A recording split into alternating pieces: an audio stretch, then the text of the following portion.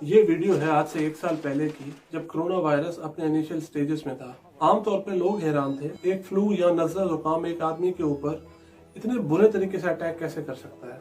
Vaccine तो दूर की बात है, लेकिन लोगों ने शायद किसी के रिकवर होने की उम्मीद ही छोड़ दी थी, जब तक किसी को फुली रिकवर होते हुए ना देखा हो।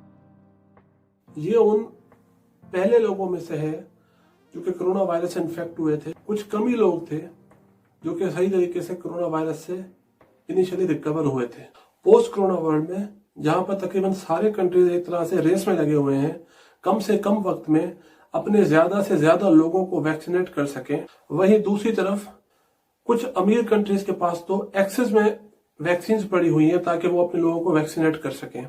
इसी बात को लेकर WHO बहुत कंसर्न शो कर रहा है कि अगर अमीर कंट्रीज इस तरीके से एक्सेस के अंदर वैक्सीन स्टोर करती रहेंगी तो गरीब मुल्कों के लिए क्या पॉसिबल हो सकेगा टाइम के ऊपर उनको वैक्सीनेट करना। लेकिन हमारे यहाँ पर कुछ अलग ही किस्म का ट्रेंड चल रहा है। हमारे यहाँ पर लोग आमतौर पर सवाल पूछ रहे हैं क्या वाकई में कोरोना वायरस एग्जिस्ट करता भी है कि नहीं करता। दूसरी इंपॉर्टेंट चीज, क्या वैक्सीन वाकई में इफेक्टिव है भी कि नहीं। अगर वाकई में इफेक्टिव है, जब प्राइम मिनिस्टर ने वैक्सीन का पहला डोज लिया था तो उनको कैसे कोरोना वायरस हो गया। तीसरी इंपॉर्टेंट चीज, वैक्सीन के फायदे कम है और नुकसान ज्यादा हैं। वैक्सीन लगवाने के बाद उसके कुछ रिएक्शंस जो सामने आ रहे हैं। मैं इन्हीं सारे सवालों के जवाब इस वीडियो में दूंगा, लेकिन आगे बढ़ने से पहले हमारे लिए जरूरी है थोड़ा क्विक रिकैप करना कि हमें समझना कोरोना वायरस वाकई में है क्या। कोरोना वायरस अलग से कोई बीमारी नहीं है। कोरोना वायरस एक वायरस की एक फैमिली है, उसी से ये बीमारी निकली है। 1919 में जब स्पेनिश फ्लू आया था, वो भी एक तरह का कोरोना वायरस था।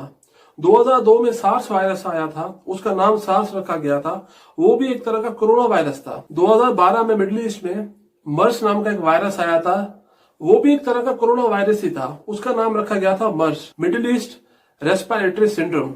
आपको आमतौर पर जो फ्लू हो रहा होता है वो भी एक तरह का कोरोना वायरस ही होता है। फर्क आ जाता है कि वायरस किस कदर कंटेजियस है। कोरोना वायरस की सबसे इंपॉर्टेंट चीज ये है कि जितने भी अभी तक वायरस आए हैं उन सब में से सबसे ज्यादा कंटेजियस कोरोना वायरस ही है। अब इसे समझने के लिए हमें सबसे पहले समझना पड़ेगा कि डीएनए क्या होता है और किस तरीके से काम करता है। हमारे डीएनए में आमतौर पर कुछ चेंजेस आ रहे होते हैं और वो चेंजेस हमारे अपने सर्वाइवल के लिए बहुत जरूरी होते हैं। हम किसी डिफरेंट एनवायरनमेंट में जा रहे होते हैं तो उन डिफरेंट एनवायरनमेंट के साथ हमें एडजस्ट होना पड़ता है। हमारा डीएनए उन डिफरेंट एनवायरनमेंट में एडजस्ट होता है, उसी के हिसाब से उसमें चेंजेस आ रहे होते हैं। जब ये चेंजेस आना बंद हो जाए, खत्म हो जाए, डीएनए अपने आप को चेंज ना कर पाए, वहीं से प्रॉब्लम स्टार्ट होता है। इस सारे प्रोसेस को दोस्तों कहा जाता है म्यूटेशन। म्यूटेशन किसी भी लिविंग ऑर्गेनिज्म के लिए इस पूरी दुनिया में बहुत जरूरी है सर्वाइवल के लिए। म्यूटेशन एक जनरल प्रोसेस होता है जो कि किसी भी इंसान के अंदर आ रहा होता है। बाज दफा इस तरह से भी होता है कि जो म्यूटेशन का जो प्रोसेस है ये अक्कर होता है किसी रिएक्शन की वजह से, जैसे रेडिएशंस होते हैं। उन रेडिएशन की वजह से भी हमारे बॉडी में चेंजेस आ रहे होते हैं। वो रेडिएशन हमारे बॉडी को नेगेटिवली इफेक्ट कर रहे होते हैं। ज्यादातर जो म्यूटेशन अक्कर होती है, तकरीबन 90%, उनका कोई इम्पैक्ट नहीं पड़ता हमारे ऊपर। लेकिन बाज दफा ऐसा भी होता है कुछ कुछ म्यूटेशंस की वजह से हमें कुछ स्ट्रक्चरल चेंजेस देखने में नजर आती हैं। आप लोगों ने शायद देखा हो, कुछ बच्चे पैदा होते हैं, हालांकि उनकी फैमिली बिल्कुल ठीक ठाक होती है, उनके स्ट्रक्चर में प्रॉब्लम आ जाता है। कोई स्ट्रक्चर, किसी की नाक बड़ी हो जाती है, किसी के हाथों में 6 उंगलियां आ जाती हैं। तो ये म्यूटेशन का एक प्रोसेस होता है कि डीएनए अपने आप को मुसलसल चेंज करता रहता है, उसी की वजह से ही ये चेंजेस आ रहे होते हैं। जब कोरोना वायरस स्टार्ट हुआ था, ये म्यूटेशनल चेंजेस आ रहे थे। ज्यादातर चेंजेस जो हो रहे थे वो आमतौर पर इतना ज्यादा इम्पैक्ट नहीं डाल रहे थे। किसी 1 या 2 म्यूटेशन की वजह से इस वायरस के अंदर चेंजेस आए और ये बन गया नोवेल कोरोना वेरिएंट। लेकिन इंपॉर्टेंट बात यहाँ पे यह है दोस्तों, जो वैक्सीन अभी तक आई है, तकरीबन सारी वैक्सीन ना फकत नोवेल कोरोना बल्कि कोरोना वेरिएंट के अगेंस्ट भी इफेक्टिव है। अब सवाल सबसे बड़ा ये उठता है कि अगर सारी वैक्सीन इफेक्टिव है तो ये कैसे पॉसिबल हो सका कि प्राइम मिनिस्टर इमरान खान ने जब उन्होंने वैक्सीन लगवाई तो उसके अगले दिन ही उन्हें कोविड पॉजिटिव डायग्नोस हो गया।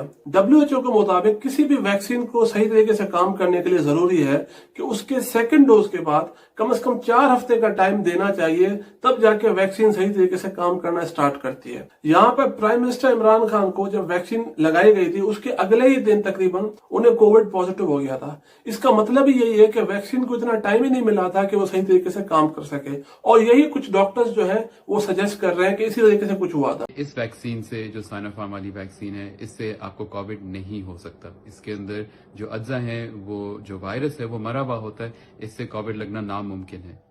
दूसरी चीज ये कि एक दफा आपको वैक्सीन लगती है तो वैक्सीन पूरी तरह फौरन काम नहीं करती है। वैक्सीन जो है वो उसके सेकेंड डोज के बाद तकरीबन 2 से 4 हफ्ते बाद ही काम करना शुरू होती है।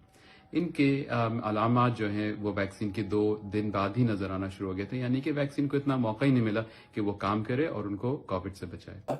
दूसरी इंपॉर्टेंट चीज यहाँ पे आ रही होती है, अब बहुत से लोग पूछ रहे होते हैं क्या कोविड की वैक्सीन में कोई साइड इफेक्ट नहीं होते? तो WHO के अपने साइंटिस्ट जो कि इसके ऊपर काम कर रहे हैं उन्होंने खुद ने कहा था जब आप किसी भी वैक्सीन का सेकंड डोज ले रहे होते हो तो सेकंड डोज लेने के बाद 6 हफ्ते तक टाइम होता है किसी भी वैक्सीन के साइड इफेक्ट नजर आए।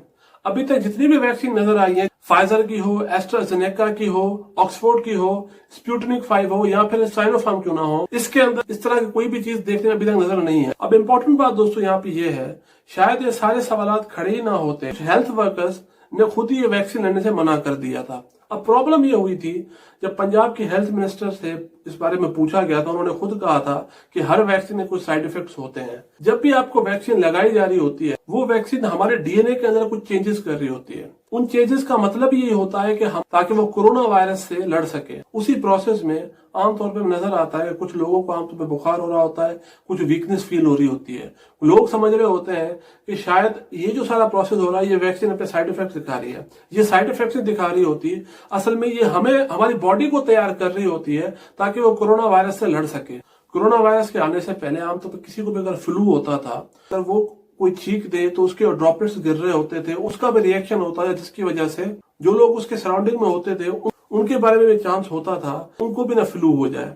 लेकिन आमतौर पर ऐसा नहीं होता था कि सारे के सारे लोग जो हों उनके ऊपर फ्लू अटैक कर लेता। तो ये एक इम्यून सिस्टम के चेंजेस होते थे ह्यूमन बॉडी स्ट्रक्चर को लेकर। कुछ लोगों का इम्यून सिस्टम बहुत ही स्ट्रांग होता था जो कि इन तरह की चीजों को रोक लेता था, कुछ लोगों का इम्यून सिस्टम इतना स्ट्रांग नहीं होता था वो इन तरह के चेंजेस से लड़ सके। तो यही हो रहा होता था कि फ्लू आमतौर पे उनके ऊपर अटैक कर लेता था। एग्जैक्टली यही चीज हमें नजर आ रही है। और इम्पोर्टेंट बात यह है दोस्तों यहाँ पे समझना, हिस्टोरिकली एक चीज देखी गई है, जो भी वायरस जितना ज्यादा कंटेजियस होता है, इतना ज्यादा फैल रहा होता है, उसका मोर्टेलिटी रेट उतना ही कम होता है। लेकिन अगर कोई वायरस कम कंटेजियस है उसका मोर्टेलिटी रेट ज्यादा होता है। इसका मतलब यही बनता है कि अगर कोई वायरस ज्यादा फैल रहा है तो ये बहुत ही कम चांसेस है कि उसकी वजह से लोग मरे। ये चांसेस हो सकते हैं 2 से 3%। लेकिन अगर एक वायरस है जो कि कंटेजियस बहुत ही कम हो, उसके ज्यादा चांसेस है मोर्टेलिटी रेट के। यही कुछ देखने में आया जब स्पेनिश फ्लू आया था, जिसने दुनिया के तकरीबन 1% पॉपुलेशन को खत्म कर दिया था, क्योंकि वो कंटेजियस इसके मुकाबले में कम था, लेकिन वो बहुत बुरे तरीके से लोगों को इन्फेक्ट करता था। हमारे यहाँ सबसे ज्यादा प्रॉब्लम खड़ी हुई जब हेल्थ वर्कर्स को ऑफर की गई कोविड की वैक्सीन, तो उन्होंने कोविड की वैक्सीन लेने से मना कर दिया। उनका मतलब ये कतई तौर पे नहीं था कि वो कोविड की वैक्सीन नहीं लेंगे, पर उनका सबसे बड़ा प्रॉब्लम था जो उनको वैक्सीन दी जा रही थी साइनोफार्म, वो नहीं लेना चाहते थे। हालांकि एक सर्वे के अंदर उन्होंने खुद बताया था अगर फाइजर, एस्ट्राजेनेका या ऑक्सफोर्ड की वैक्सीन उन्हें दी जाएगी तो वो जरूर उस वैक्सीन को लेंगे। चाइना की जो वैक्सीन थी वो लेने से मना कर दिया था। अब यहाँ पे एक प्रॉब्लम खड़ा हुआ था दोस्तों जिसे समझना बहुत ही इंपॉर्टेंट है। चाइना की एक वैक्सीन थी साइनोवैक, जिसके जब ट्रायल्स कंडक्ट किए गए इंडोनेशिया, टर्की और ब्राजील के अंदर, तो उसकी इफेक्टिवनेस चेंज होती रही हर कंट्री के अंदर। टर्की के अंदर 91% तक इफेक्टिव थी, ब्राजील के अंदर 50 से 60% तक इफेक्टिव थी। जब इंडोनेशिया की बारी आई तो 35% तक इफेक्टिव थी। कोई भी वैक्सीन अगर इतनी ज्यादा वेरी करे तो आमतौर पर जरूरी होता है कोई भी कंट्री अगर उसे अप्रूव करे तो उसके अपने कंट्री के अंदर जरूर ट्रायल्स कंडक्ट करवाए और उसे अच्छे तरीके से मॉनिटर करे। यहाँ पे प्रॉब्लम ये हुआ, लोग समझने लगे जो हमें वैक्सीन दी जा रही है वो शायद साइनोवैक वैक्सीन दी जा रही है, पर उन्हें साइनोवैक नहीं, उन्हें साइनोफार्म वैक्सीन दी जा रही थी, जिसकी गवर्नमेंट ने खुद यहाँ पर ट्रायल्स कंडक्ट किए थे। गवर्नमेंट के हिसाब से ये 70% से ज्यादा इफेक्टिव थी कोविड को रोकने में। हालांकि पहले गवर्नमेंट ने खुद जरूर कहा था जो बूढ़े लोग हैं एस्ट्राजेनेका ही यूज करेंगे, लेकिन बाद में एस्ट्राजेनेका की शिपमेंट डिले हो गई थी क्योंकि उनके अपने कुछ केसेस रिपोर्ट होना शुरू हो गए थे। यूरोपियन यूनियन के मुताबिक कुछ केसेस यूरोप में देखने में मिले थे जहां पे कुछ पेशेंट्स के अंदर बहुत ही कम तादाद थी, उनके ब्रेन में ब्लड क्लॉट्स बनना स्टार्ट हो गए थे। यूरोपियन यूनियन ने यूरोप के अंदर एस्ट्राजेनेका की कुछ दिनों के लिए वैक्सीन को रोक दिया था और उसके ऊपर इन्वेस्टिगेशन स्टार्ट हो गई थी। बाद में इन्वेस्टिगेशन के बाद उन्होंने खुद कंफर्म किया था कि ये जो चेंजेस आ रहे थे जिन पेशेंट्स के अंदर, वो तादाद बहुत ही कम थी और ये लिंक्ड नहीं थी एस्ट्राजेनेका की वैक्सीन के साथ।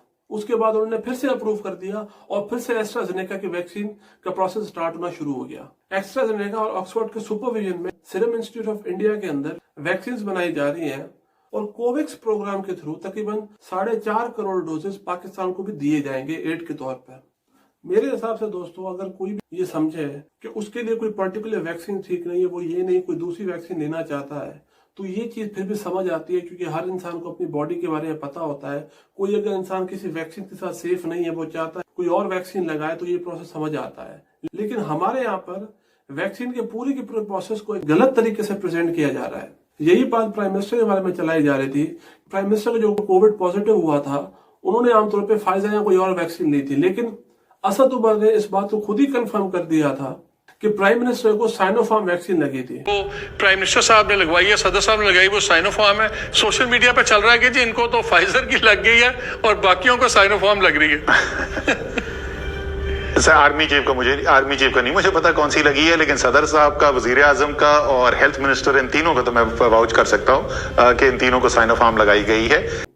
मेरे हिसाब से दोस्तों, इंपॉर्टेंट चीज हम सबके लिए ये है कि वैक्सीन के पूरे प्रोसेस को समझना, जितना जल्दी हो सके अपने आप को वैक्सीनेट करवाना। इस वक्त अगर देखा जाए तो इजराइल लीड करता हुआ नजर आ रहा है। उन्होंने अब तक तकरीबन 12 से 15% की अपनी पॉपुलेशन को कंप्लीटली वैक्सीनेट कर चुके हैं, और यूरोपियन यूनियन के अंदर भी तकरीबन 8 से 10% तक अपनी पॉपुलेशन को वैक्सीनेट कर चुके हैं। और इस साल के आखिर तक उनकी ये टारगेट है कि वो 70 to 80% तक अपनी पॉपुलेशन को वैक्सीनेट कर जाएंगे। उनके बाद उनके लिए कोई प्रॉब्लम नहीं होगा अपनी इकोनॉमी को खोलने के लिए। हमारे ऐसा कंट्री जहां पर इकोनॉमी पहले ही बहुत खराब चल रही है, क्या वो वाकई में अफोर्ड कर सकता है तीसरा या फिर चौथा लॉकडाउन अफोर्ड करना, जहां पर मैसिव किस्म तक जॉब लॉसेस हो रहे हैं, बिजनेसेस बहुत बुरे तरीके से इफेक्ट हुए हैं इस सारे लॉकडाउन की वजह से।